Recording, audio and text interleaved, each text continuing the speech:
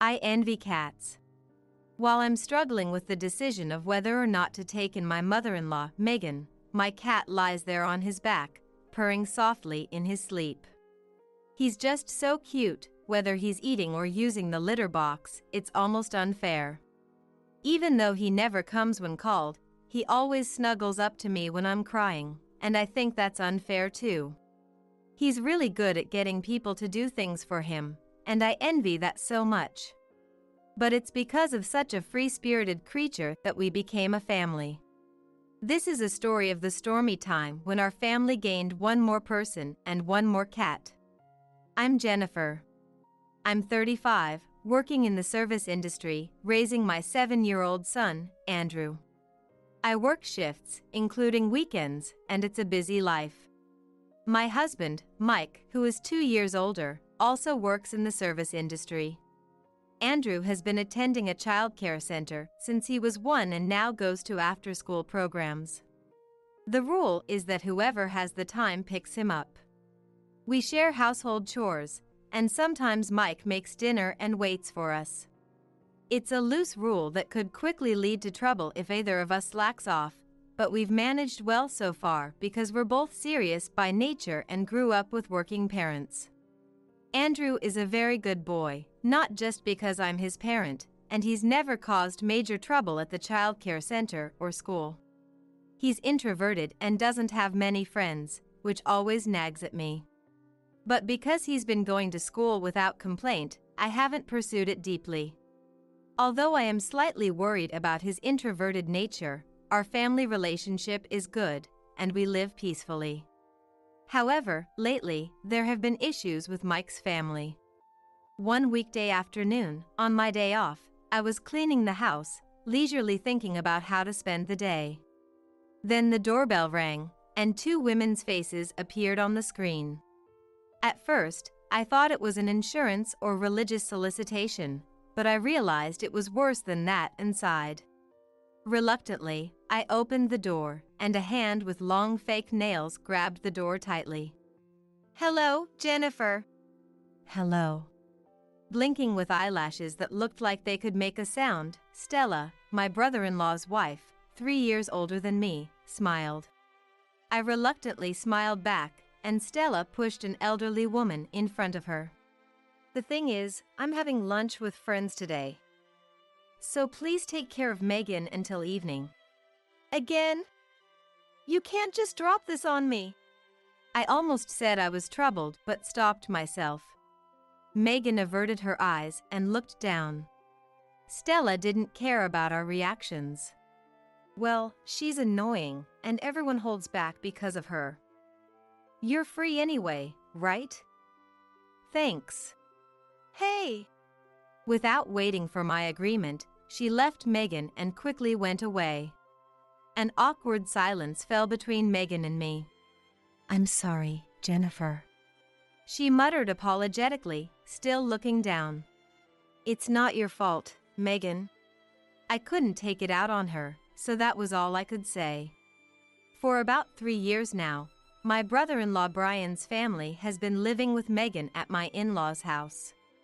People might think that Brian's family is living there because Megan wanted them to, given how Stella chases Megan out for trivial reasons like today, but that's not true.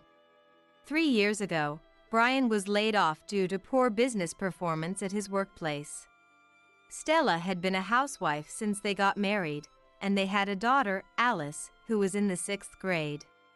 Brian, now 40, wasn't particularly skilled or efficient at his job, making it difficult for him to find new employment and avoid financial hardship.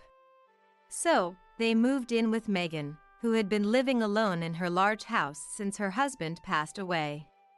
Megan was initially taken aback by the sudden demand for cohabitation, but she reluctantly agreed, feeling it was her duty since it was her son's incompetence that had led to this situation. For the first 6 months or so, Stella remained quiet. However, as time passed, she began to take advantage of Megan's introverted and non-confrontational nature, gradually becoming more and more overbearing. She left all the household chores to her, while she herself either lounged in the living room watching TV or went out to lunch with friends. Megan could manage cleaning and laundry, but she wasn't particularly good at cooking. "I can't stand Megan's terrible cooking," Stella often complained to me. I thought she should just cook herself, but it seemed she couldn't fathom any option that involved her putting in effort. Recently, Stella started inviting friends over for tea parties more frequently. Megan's house, decorated with antique furnishings from her late husband's collection, had a charming cafe-like atmosphere. Her friends seemed to love it. Encouraged by this, Stella wanted to invite even more friends over, but found her mother-in-law presence to be an inconvenience during her social gatherings. So, on my days off, Stella would unceremoniously send Megan over to my place. It was absurd to kick her out of her own home. Yet, she complied with her demands without protest. Megan, displaced by Stella, would sit on my living room sofa, sipping from her cup repeatedly while watching a shopping channel on TV, trying to hide her unease. Megan wasn't a bad person. But spending half a day with someone like Megan, who ended conversations with one-word responses, was exhausting. I couldn't just leave her alone, so I aimlessly busied myself in the kitchen, preparing dinner way ahead of time. I finished before noon, so while making sandwiches for lunch, I decided to speak to Megan. "Megan, is it okay if we have sandwiches for lunch?" "Yes, I'm sorry." "I don't mind, but are you okay with Stella treating this place like her own home while it's actually yours?" "Yes, well." Even when I pushed the conversation deeper, her vague responses would trail off into silence. I didn't like Stella, of course, but I also couldn't feel entirely sympathetic toward Megan, who simply let herself be pushed around. Mike was also bewildered by the situation at Megan's house. "I'm sorry about my family. You don't have to take them in next time." "It's easy to say that, but even if I refuse, Stella will just leave her here." "I see." Mike fell silent. He had a tendency to fall silent just like her mother. However, I've known Mike for a long time and believe we're on equal footing, so I didn't hesitate to press him for answers. "What does Brian think about all this? Does he just watch silently while Stella mistreats Megan?" "He does try to say something, but she blames him, saying, 'It's because you're so useless that we have to live with Megan,' so he ends up saying nothing." Pathetic. 2 years ago, Brian changed jobs, but since he started in a completely different field, his salary is as low as a beginner's. If Stella would work, they wouldn't need to live with his parents. "Yeah, but he's too scared to say that to her." Mike sighed, munching on a snack. "It's really pathetic." How did he manage to work in sales at his previous job with such a pathetic personality? Oh, that's why he got fired. This way, both Brian and Megan are just being taken advantage of. After these troubling days, one day, my husband and I finally had a day off together, and we were relaxing at home. Suddenly, we got a hysterical call from Stella. Her voice pierced my ears like a ringing noise, and all I could make out was, "The cat, the cat." Mike reluctantly got up and went to his parents' house. I decided to wait with Andrew while playing a board game, but Mike didn't come back for a long time. I wondered what they were arguing about this time. I started getting anxious and looked at the clock. Just as I was about to start preparing dinner, Mike finally came back. He was with Megan, who was holding a dirty towel. "Megan?" I was so surprised I couldn't help but shout, and Megan looked up at me with sad eyes. Then, in a cute voice, "Meow." "What?" "Meow." She meowed 3 more times in front of my confused face. No, she wasn't meowing. I took a closer look at the towel she was holding. The towel moved slightly, and a white tail peeked out. Then, blue sapphire-like eyes appeared and looked at me. Meow. What? A cat? I let out a strange voice in surprise, and Megan looked away awkwardly. So, Stella is angry because she brought home a kitten. Well, yeah. Mike took a big sip of the water I had prepared and let out a huge sigh. According to him, Megan found a kitten that wandered into the yard a week ago and took it in. Its eyes were open, but at about a month old, it was too young to survive on its own. They didn't know where it had come from or if it had a mother. But if they left it alone, it would quickly become prey for the crows. So, she consulted Brian and his wife. However, Stella was furious. She ordered Megan to throw it away immediately. But she couldn't abandon the kitten and secretly kept it in the shed, Stella discovered yesterday, making her even angrier.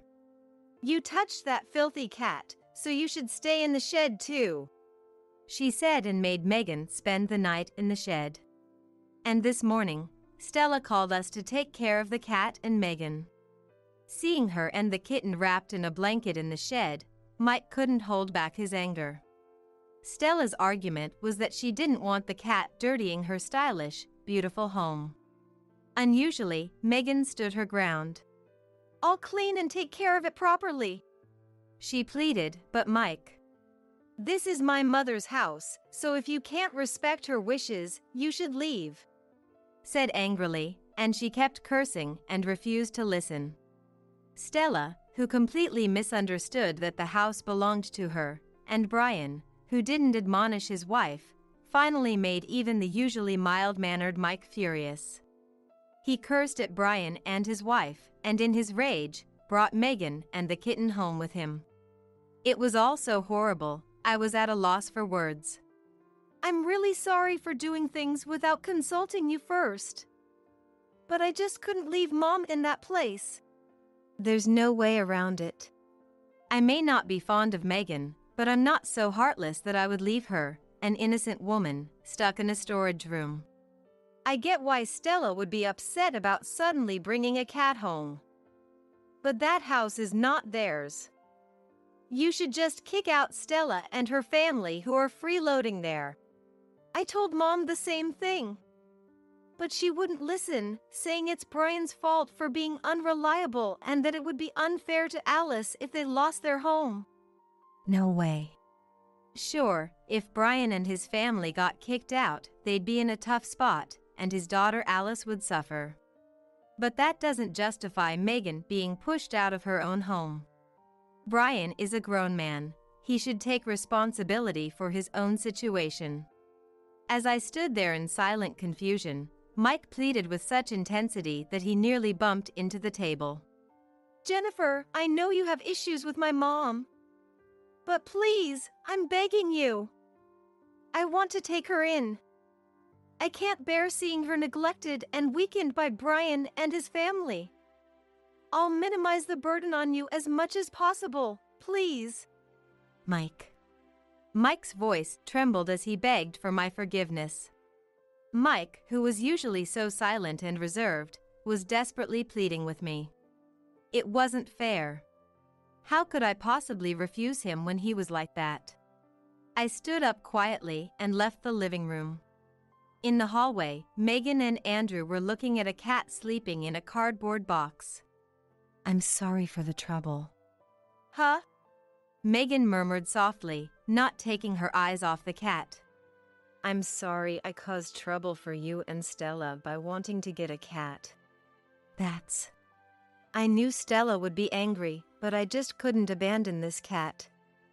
The cat we had 7 years ago also wandered into our yard just like this one. Oh!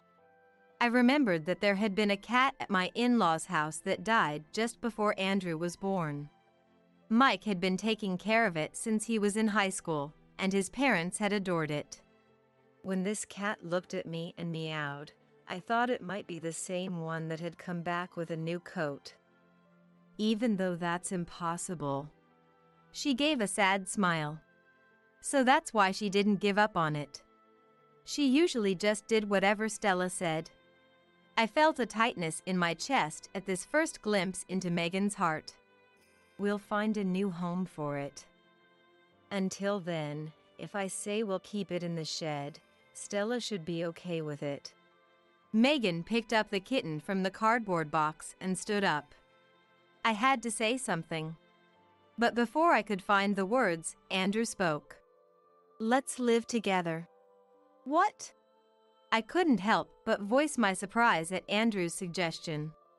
Andrew, who was so shy and not very close to Megan, had said something so unexpected. Megan seemed just as shocked and stiffened. Mom, is that okay? Andrew looked up at me anxiously. Deciding something this important on the spur of the moment might lead to regret later. But I already knew I couldn't say no. Can you promise to take good care of the cat with your grandmother?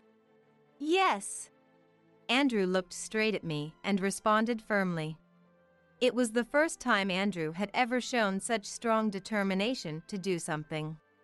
It was the first time Mike had ever asked me for something like that.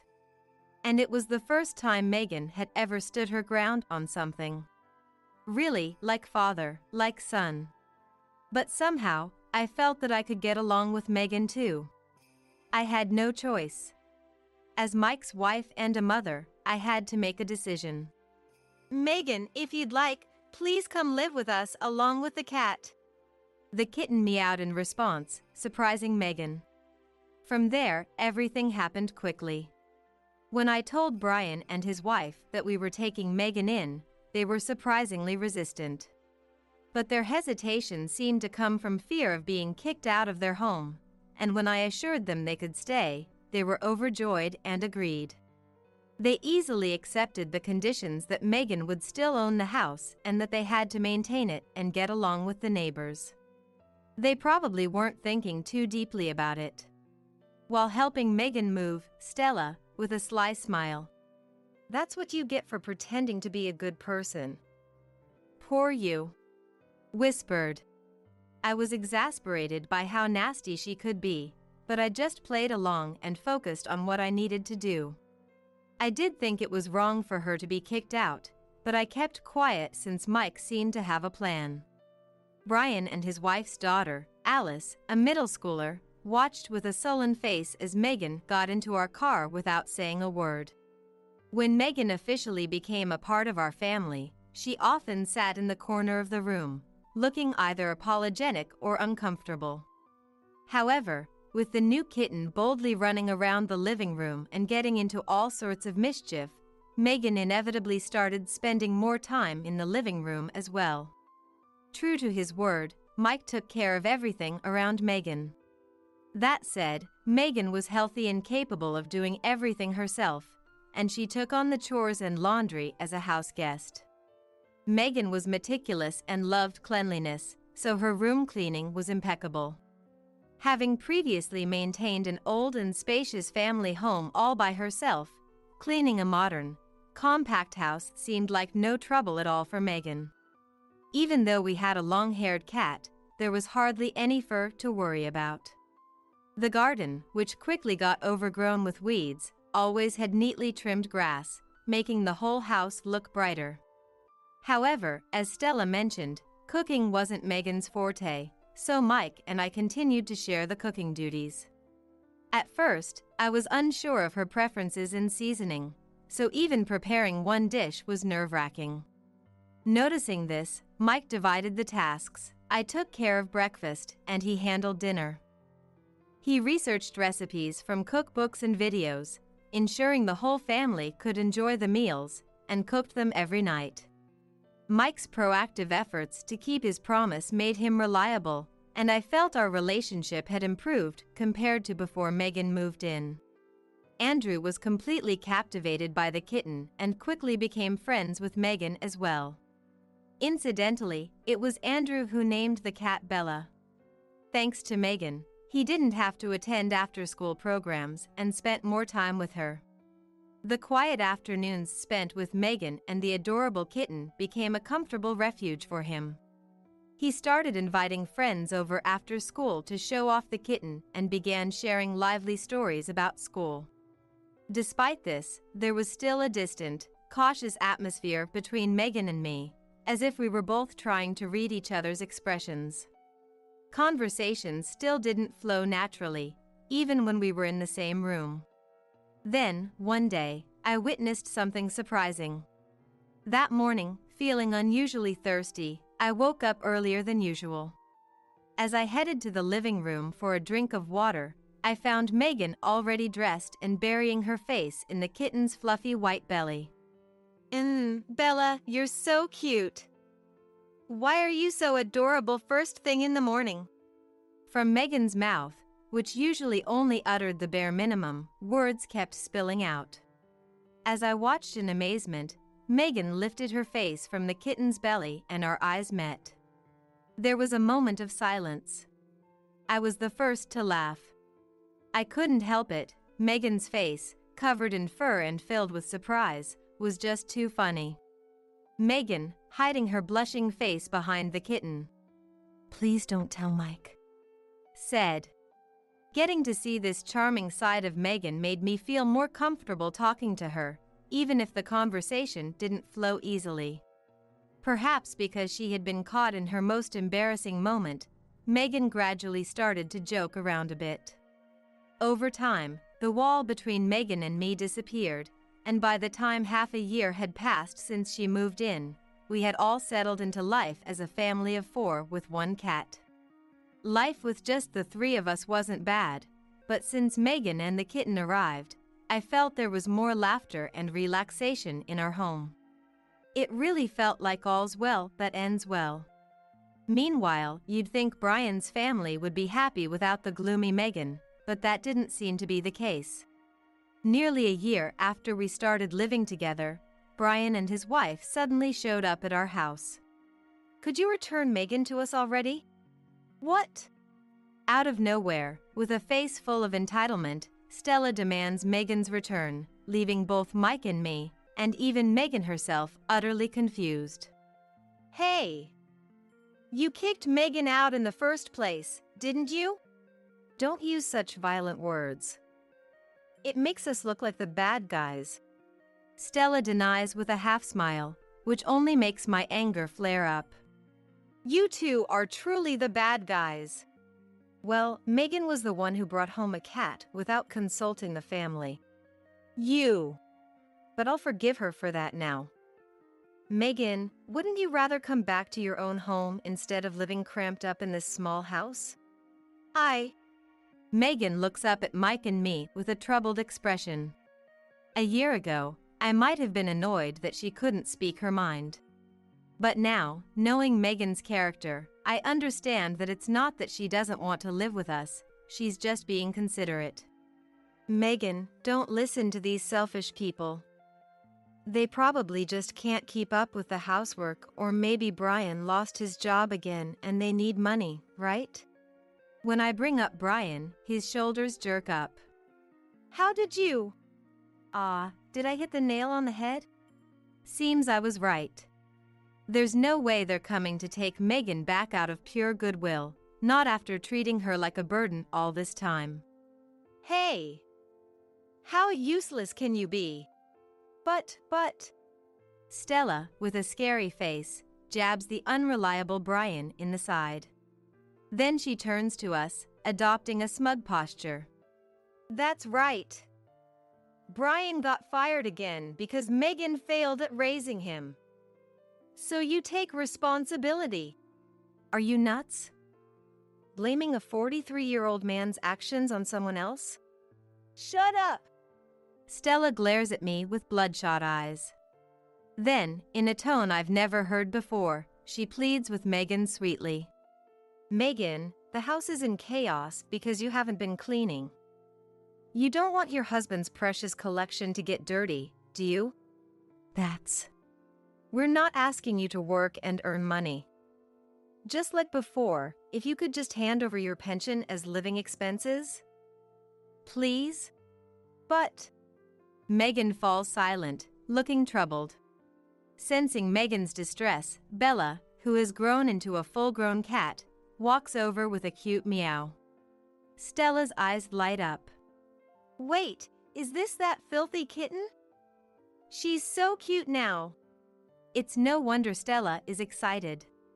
Bella is a beautiful Persian cat with long, white fur and striking jade eyes. Even without a pet owner's bias, she's grown into an undeniably gorgeous cat. If she had grown this cute, you should have told me sooner. She'd fit right in with my antiques. There's no way I'm letting someone who matches cats with furniture take away an important family member. If Megan promises to take care of everything and not break any antiques, she can come back with this cat. That way, neither Megan nor Jennifer can complain, right? You really are. Come here, come here. Ignoring my anger, Stella reaches out to Bella. Sensing something off, Bella hisses at her. Feeling threatened, Stella screams and falls backward. Her large rear hits the cold entryway tiles with a thud. Ouch! Letting out an ugly scream. What is this cat doing here? It's completely unruly. How can you keep such a badly behaved cat? Call animal control right now. She raised her fist at the cat. At that moment, Enough is enough! Megan yelled at Stella in a voice lower than I had ever heard before. I was shocked to see Megan so angry for the first time. The one who needs discipline is you. You're worse than a cat. What? Enough. Mike, give me the papers. Sure. Hearing Megan's command, Mike brought an envelope and pen from the living room. Megan took the papers out of the envelope and wrote something on them. Then she grabbed her bag from the entrance and slipped past Brian and his wife, heading outside. As they stood there in stunned silence, Mike spoke clearly. Mom went to see a real estate agent. She's going to sell the house. What? This means the house you're living in will be torn down in 3 months. What? Brian and his wife opened their mouths wide in shock. Remember when she said she'd kick you out if you didn't keep the house clean? But just for not cleaning. Yes, that's what Mom thought too. But you were so awful that she finally woke up. She realized that spoiling you only made you more foolish. To the point where you'd suggest sending a living cat to animal control. Ugh! It's nearly impossible to evict shameless people like you from a house, so she decided to get rid of the house itself. The land has already been sold, so construction is unavoidable. What? No way, no way! Yes, Mike had been planning this ever since he took in Megan. He knew Brian and his wife would never change or treat the house with respect. All that remained was her decision. Brian and his wife's foolishness pushed her to finally act. Over a cat! You're abandoning your own son over a cat? Brian shouted with his face turning red. Alice is almost in high school. You're abandoning your own granddaughter too? Alice will stay with Stella's sister and her husband. What? Brian and his wife looked even more shocked at Mike's revelation. Alice has despised you since you kicked Mom out. You barely talk to her anymore. That's just her teenage phase. Blaming it on her teenage phase without facing her is exactly your problem. Stella's sister and her husband were also troubled. They couldn't leave their sweet niece in such a cruel home.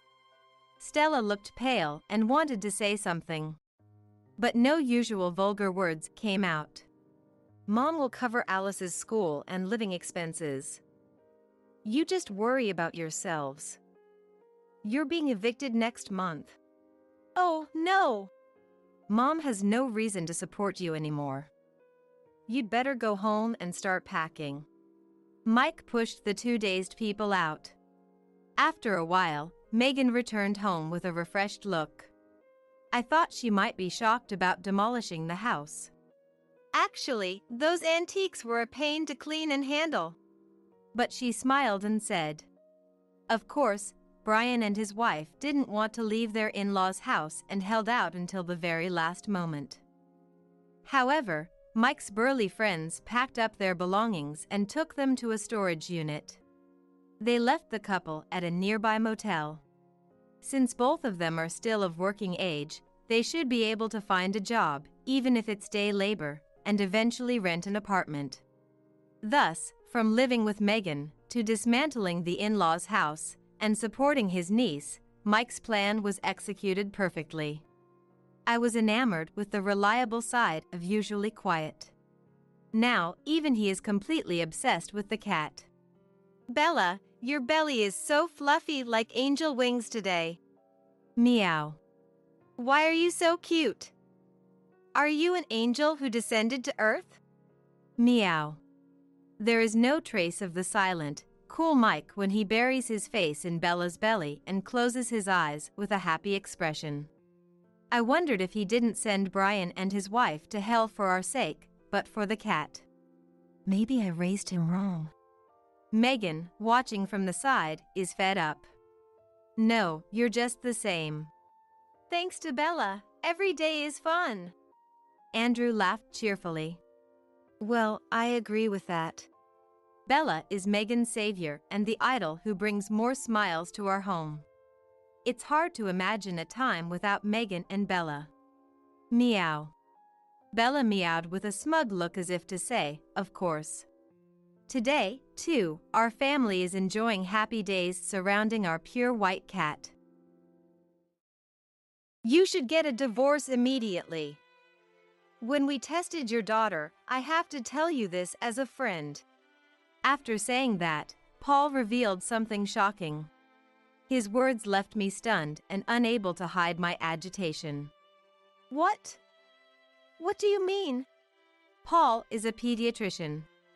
We are at his hospital, but this isn't an examination room, just a private room. It seems to be a place where unused equipment is stored.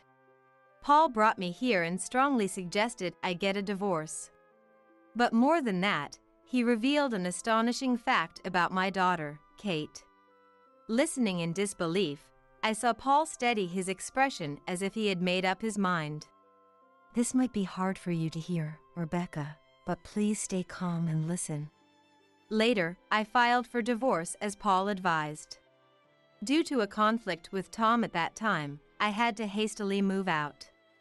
But perhaps it was a necessary step for a new beginning. My name is Rebecca. I live with my husband, Tom, and my daughter, Kate. In reality, Kate and I are not related by blood. She is the child of Tom and his ex-wife. I met Tom through a friend when I was 29 and he was 33. We bonded over our shared love for movies and food and eventually got married. People around me warned that marrying someone with a child would be tough, but I accepted it with determination. Due to a gynecological condition, I am unable to have children. I thought having a child would only ever be a dream, but Kate, a sweet girl, became my daughter. I was overjoyed. When we got married, Kate was only 3 years old and had little memory of her biological mother. His ex-wife passed away due to complications after childbirth. So, Kate treated me like her real mother and grew attached to me. While I felt happiness, I also felt a sense of guilt towards her late mother, so we all visit her grave every year. During these visits, Kate always says, "I'm so lucky to have 2 moms." Kate. Kate is kind and very sweet. I always held her little hand, determined to make her happy. This year marks our 5th visit to the grave. Kate is now 8 years old. As usual, we offered our prayers together. Hey! Hurry up! Let's go! Tom called out from a distance. Though he was visiting his late wife's grave, Tom quickly paid his respects and was ready to leave. Over the past few years, I've started to feel that Tom's behavior was a bit cold. If I didn't prompt him, he wouldn't even think of visiting the grave, which made me feel increasingly uncomfortable. I wondered if it was because he was a man, but even so, it seemed too cold. Tom was still kind to me, which made the disparity even more noticeable. After getting married, I realized Tom tended to neglect Kate. He works in pharmaceutical research and is always busy. It seems he left all the child rearing to his ex-wife and didn't know much about Kate. Even at the beginning of our marriage, we had exchanges like this. Where are Kate's health records? Health records? Where could they be? Do we need them? Of course.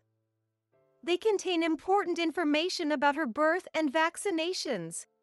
Tom had no sense of responsibility as a parent. I eventually found the health records after a lot of searching, only to discover that more than half of the vaccinations she needed by age 3 had not been done. Panicked, I took her to get the shots. Vaccinations are indeed a moral obligation, but Tom simply prioritized work and forgot about them, which was exasperating. It was unbelievable that someone working in a pharmaceutical company could be so indifferent about these things. I couldn't trust Tom with Kate's care, so I took the primary role in looking after her. Taking care of sweet Kate wasn't a burden, it was a joy. However, when I realized that young Kate didn't feel her father's love, my heart broke. Dad, he doesn't like me? That's not true, Kate. Dad is just busy with work. He cares about you a lot. Yeah, right. Thanks, Mom. Sweet Kate. Just hearing her call me Mom makes me so happy. But when Kate turned 10, Tom started to change a little. He offered to help with dinner. For me, who had started working part-time again, his offer was a relief. Maybe Tom finally felt he needed to do something as a father and husband. Although I thought it was a bit late, I decided to accept his offer. Thanks, Tom. Can I leave it to you on your days off? Yeah, of course. Looking forward to it. I expect great things. Tom, who had lived alone during his single days, was indeed a good cook. My burden was lightened, and my distrust towards Tom eased. I felt reassured that Tom also valued our family. But despite spending more meal times together as a family, Kate's mood started to change. Usually, everything was fine, but sometimes she would get upset and take it out on me. At first, I didn't understand why. Her teacher said there were no changes in her behavior, and she played happily with her friends. She had no complaints about her extracurricular activities or tutoring. But after observing her for a while, I figured it out. Kate sometimes felt unwell. That was why she was in a bad mood. She would have stomach issues and lock herself in the bathroom, struggle to wake up in the morning, or occasionally stay awake because she couldn't sleep. These bouts of illness happened about once every 3 months, and I thought she should get checked, so I consulted Tom. But it's not the same sickness each time, right? It's just occasional bad days. Well, that's true, but if she gets better quickly, it's not an illness. Don't worry. Rebecca, you worry too much. Tom didn't seem to take it seriously, and I began to think I was overthinking it. Indeed, it wasn't a constant issue, and the symptoms were varied. Even when I took her to the hospital, they said it was stress-related and prescribed some medicine. But I'm going to bed. What? It's only 7 p.m. I'm really sleepy. Good night. Kate rubbed her eyes and went to her room without taking a shower. Tom, who was doing the dishes, said, "Going to bed early and waking up early is a good thing." "Good night," he responded cheerfully. Didn't he think it was strange that she wanted to sleep 2 hours earlier than usual? I thought it might be pointless to consult Tom. The next day, I decided to take Kate to a different hospital. Kate, who looked exhausted, and I walked into the examination room together. I was surprised to see someone I didn't expect. Paul? Right. You changed your name after getting married. Long time no see. Paul, looking at the medical records, smiled. Paul, who went to the same high school as me, had become a pediatrician and worked at this hospital. I never thought I'd meet an acquaintance here. Paul, who was kind and secretly popular in our class, was still gentle and calm. Feeling reassured by the unchanged Paul, I reported Kate's recent symptoms. Her body doesn't show any particular signs of illness, but would you like to run some tests? Yes, please. Hearing this, Kate, who was sitting next to me, said, "Tests?" with an unhappy look on her face. Don't be upset. It's important to check your health, Kate. Okay. Good girl.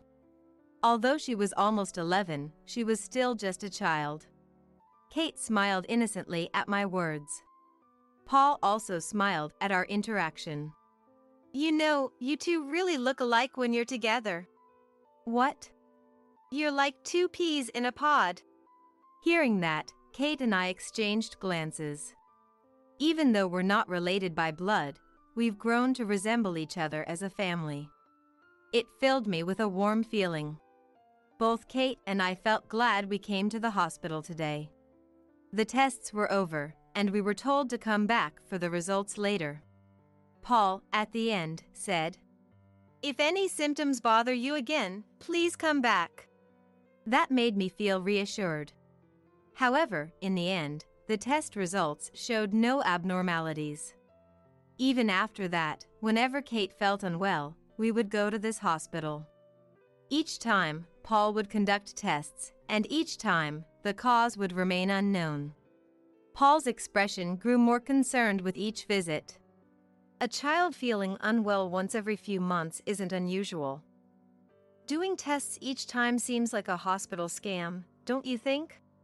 But what if something's really wrong with Kate? I don't know, Rebecca. I think you're an easy target for these doctors. Hearing such insulting words about Paul made me furious. But I held back because I never wanted to argue with my husband in front of Kate. Seeing parents fight is one of the most distressing things for a child. Days passed dealing with occasional unexplained illnesses. Kate had turned 12 before we knew it. After a year of finding nothing, I started to think it was just common health issues during growth. One day, we went to the hospital as usual to hear the test results. While waiting in the lounge, Paul came over to me. He asked me to follow him and led us to a private room. It was a bit cluttered, seemingly used for storage most of the time. For about a year, we've done 5 tests in total. Yes. Did you find something in Kate's test this time? Calm down, Rebecca. Paul, with an unusually stern face, faced my anxious look. Then, with a serious expression, he said, I think I know you quite well, Rebecca. You're an honest and kind person, not good at lying. Why are you saying this all of a sudden, Paul? Rebecca, this is advice from a friend. Paul said something unbelievable. You need to divorce your husband immediately. Something terrible has been discovered through Kate's tests. What do you mean? I was shocked by the word divorce, but the mention of Kate heightened my anxiety. Paul, with a serious look, continued. You need to separate Kate from him right away, or something irreparable might happen. That's why I want you to consider divorce or at least separation to keep her away from him. Irreparable? What does that even mean? Paul quickly explained. The first time you came here, we did a test. It revealed the presence of sleeping pills in Kate's body. What? Sleeping pills? Has Kate ever used sleeping pills or sleep aids? I shook my head at Paul's question. Paul, after a moment of contemplation, spoke again. This might be hard for you to hear, Rebecca, but I need you to stay calm. Paul explained that with each test, some form of medication was detected in Kate's system. Sometimes it was a laxative, sometimes painkillers, and sometimes sleeping pills. It seemed likely that over-the-counter drugs were given by a family member, but the medical forms didn't indicate any medication. According to my accounts, we came to the hospital suddenly due to her symptoms, and there was no report of giving her any drugs beforehand. Furthermore, she showed symptoms like diarrhea when laxative components were found, and fatigue and sleepiness when sleeping pills were detected, clearly indicating drug-induced. This led to suspicions that Kate was being given medication by one of her parents, causing her to feel unwell. Naturally, I was also under suspicion. However, to continue the investigation without alerting me, the detection of the drug's components was kept hidden from me as well. Then, in the 5th test, it was confirmed once again that Kate was indeed being given some kind of medication regularly. Upon receiving these results, Paul decided to take personal action. It was a risky move for a doctor, but it showed how much he trusted me. Isn't Rebecca's current husband working for a pharmaceutical company? Huh? How did you know that? Sorry, I checked your health insurance card. The pharmaceutical company where he works has had a bad reputation with the medical community for a while. I had a bad feeling about it. I felt a chill run down my spine. Do you think Tom could be giving something to Kate? I can't rule out the possibility. Kate tends to come over on Mondays or after holidays. Is there anything different about those days? Something different. When he said that, I realized something. On holidays, Tom always cooks dinner. Our kitchen is not easily visible from the living room, so it's possible he could be doing something without us noticing. Paul's words and my growing suspicion towards Tom were becoming more and more believable. It couldn't be his own child. But seeing his behavior during visits to his ex-wife's grave and his indifference towards Kate until recently, I couldn't completely dismiss the possibility. Balancing my desire to trust Tom and my need to protect Kate, it was obvious which side the scales would tip towards. I wanted to protect Kate. Determined, I looked Paul straight in the eyes. I couldn't ignore this issue. A few days later, I immediately purchased a child surveillance camera online.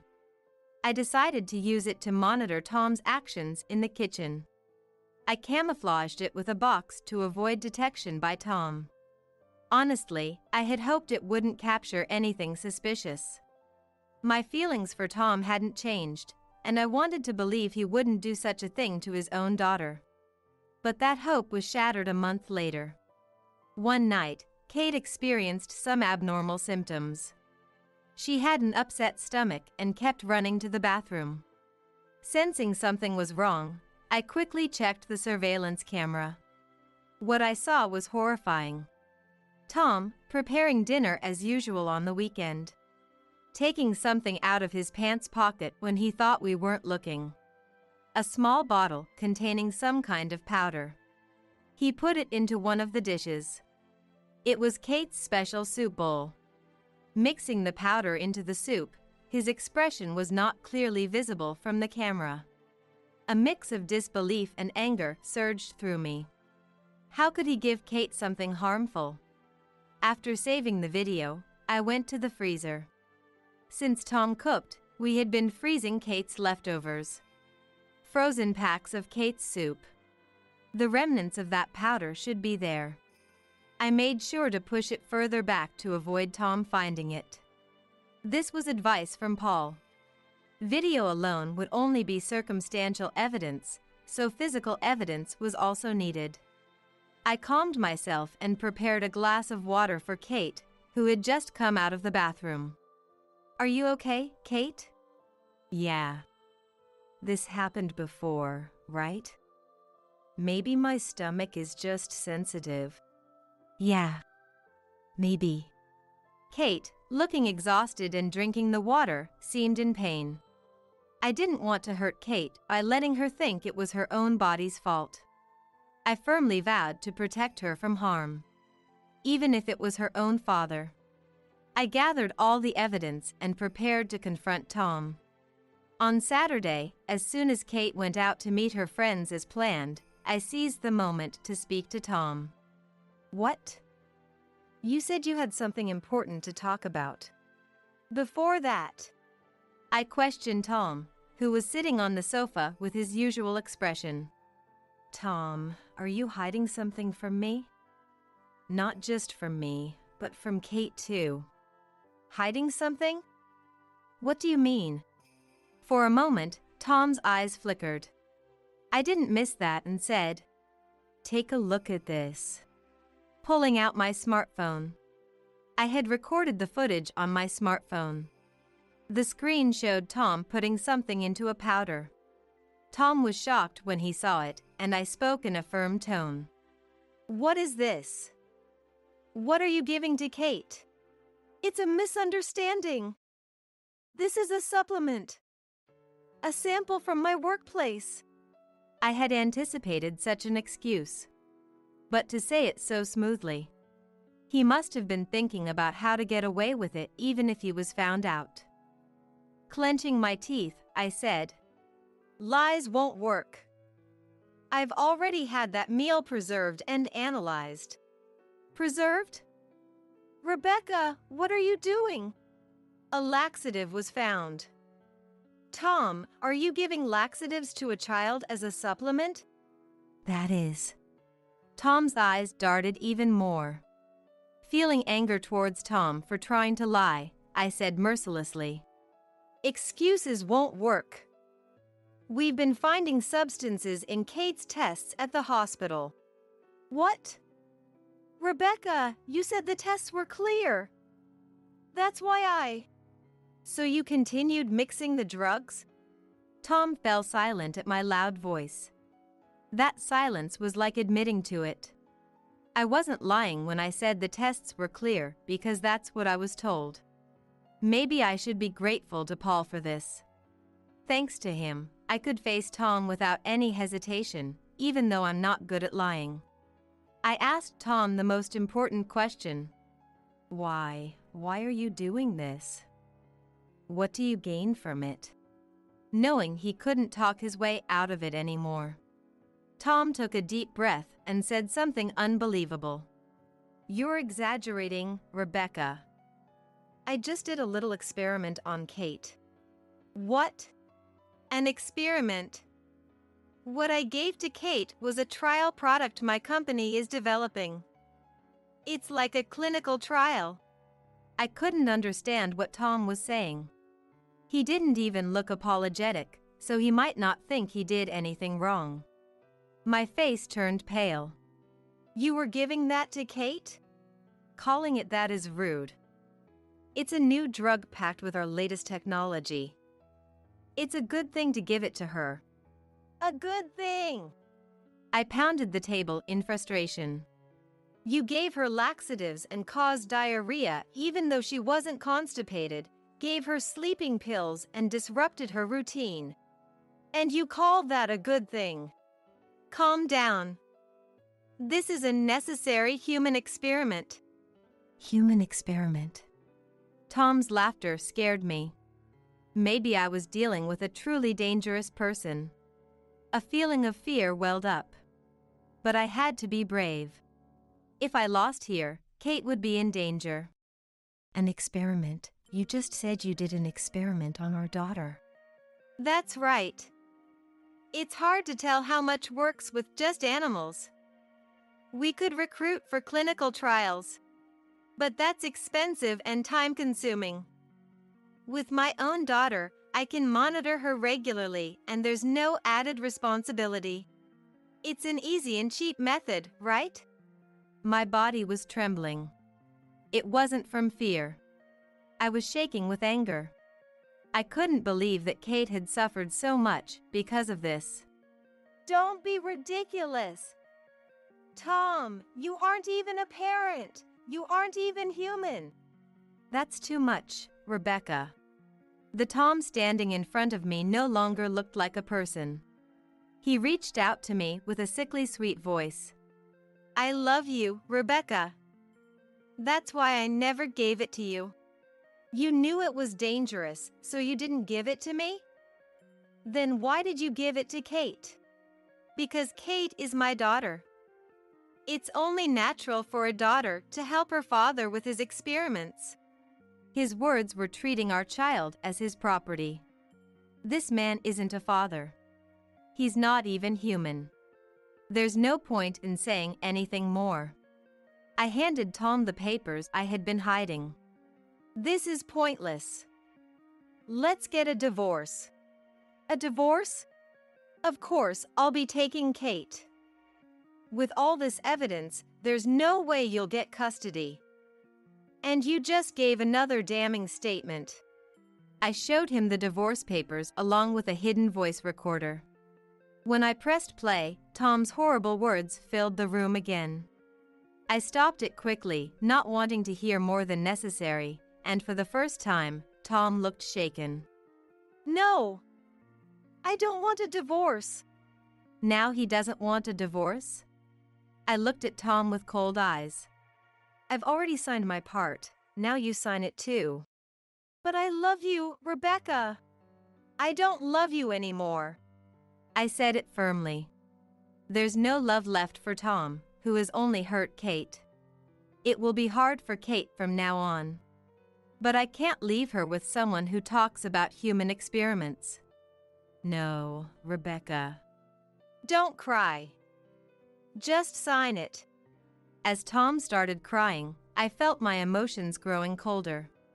Tom had loved me before and after our marriage. But his love was twisted. I can't accept such love. After Tom signed, I took the divorce papers and left the house. I drove straight to the courthouse. Just as I was about to submit the papers. No! I can't! I won't let you! Tom! Tom arrived the moment I handed out the paper. Tom had followed me, probably in his car. He was completely mentally broken, ignoring the stares of others. He clung to my shoulder. Let's try again! I'll never do anything like that again. Stop it, Tom. With so many people watching, I was flustered. The courthouse staff just observed us. Maybe they see family drama like this often. But when Tom tried to forcefully pull me away, someone finally intervened. That person was Kate. What are you doing here? It was our daughter, Kate, the victim in this whole ordeal. She stepped between us and leaned towards me. I thought this might happen, so I came here first. It's okay. I'm ready for this. Kate. I was surprised by her sudden support. I had told Kate everything beforehand. The hospital results. The cause of her health problems. And everything Tom had done. It was hard to tell her the truth, but she deserved to know. When Kate learned everything, she was shocked but also seemed to understand. So that's why I felt sick only when Dad cooked. Kate, did you know? Yeah. I'm not a little kid anymore. It's astonishing how children grow up so fast. Come to think of it, she'll be in middle school next year. She had grown up so much, my daughter. Feeling a bit emotional, I told Kate that Tom and I would be having a serious talk soon. I also mentioned that divorce might be a possibility. Although I hadn't told her today was the day, smart Kate had figured it out. Perhaps her excuse about meeting a friend was a lie. She must have left the house early and waited at this courthouse. Kate! Convince Mom not to do something stupid. Still thinking Kate knew nothing, Tom said that. However, Kate's sharp gaze made Tom's shoulder twitch. Dad, I know everything. That's why I can't be with you anymore. Kate. A dad who gives his daughter strange drugs is scary. As soon as Kate said that firmly and loudly, the atmosphere in the courthouse changed. There was a stir, and the looks from those around us became harsh. Didn't that girl just say she was given drugs? By that father? Isn't that serious? The murmurs of the people reached Tom's ears, making him turn pale. And then, "Excuse me. Can we have a word?" "Huh? The police?" a police officer who happened to be there approached us. The officer grabbed Tom's arm as he tried to escape. "I've been concerned since earlier." Her comment really caught my attention. "I'm sorry, but could you and your daughter come with me too?" Yes. Things were escalating quickly. But perhaps this was a good turn of events. With his arm still held by the officer, Tom's face turned even paler. "I didn't do anything."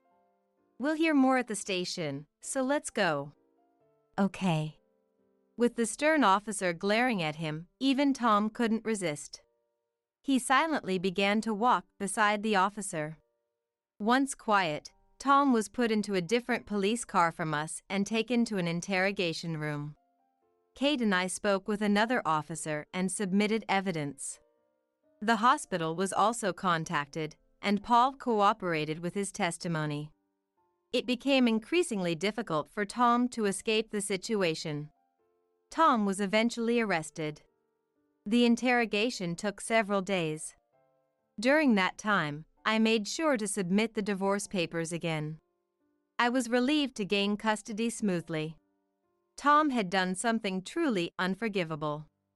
The moving process was also done hastily. I decided to move to a place Tom wouldn't know while he was still detained. Luckily, there was an available apartment near Kate's school, so I signed the lease. But staying so close might mean Tom could find us once released. I still had that worry. What if Tom barges in again? However, such worries turned out to be unnecessary. Tom wasn't just detained, he was indicted. The reason was Tom's job at a pharmaceutical company. During the interrogation, questioning about drug management and experiment data revealed the company's overall misconduct. Poor drug management, falsified experimental data, and a different manufacturing process than reported to the authorities. All these were extremely malicious, and what seemed like a family issue turned out to have nationwide implications. The police took this seriously and changed the way they handled the case. Tom, holding an important position in the company, was seen as highly responsible and was indicted.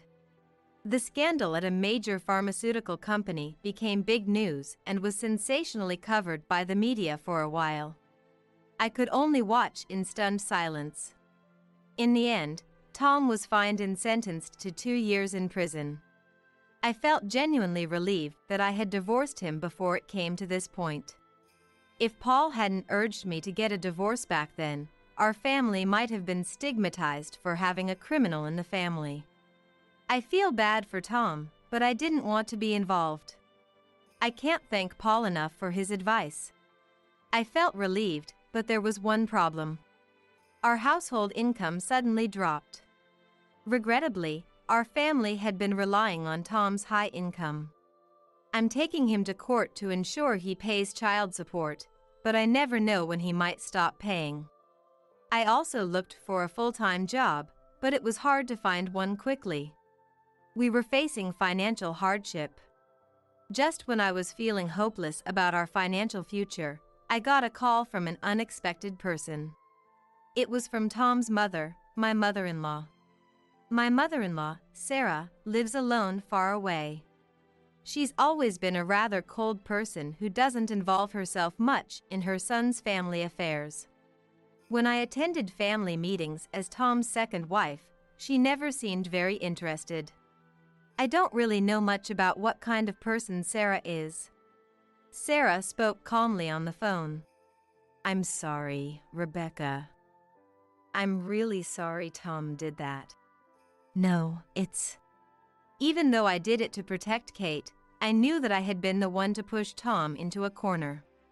I was prepared to be blamed by Sarah, Tom's mother. But Sarah didn't seem to have any intention of blaming me. I should have opposed his second marriage. I was worried about Kate and thought it would be good for her to have a mother. But I'm done with Tom. Then, Sarah offered to give Kate a living inheritance. I was surprised by her sudden offer. Are you sure, Sarah? It's fine. I've already saved for my old age, and I was thinking of leaving the rest of my estate to my only son, Tom, but now. Sarah spoke with a hint of sadness in her voice, explaining that she had been receiving frequent letters from Tom in prison. I thought they might be letters of affection for his mother, but they weren't. They were demands for money and requests for job placements. I was thoroughly disgusted with Tom, burdening his mother even in her old age. He would just waste it if I gave it to him. I'd rather give it to my granddaughter, Kate. Sarah. I realized I had misunderstood Sarah.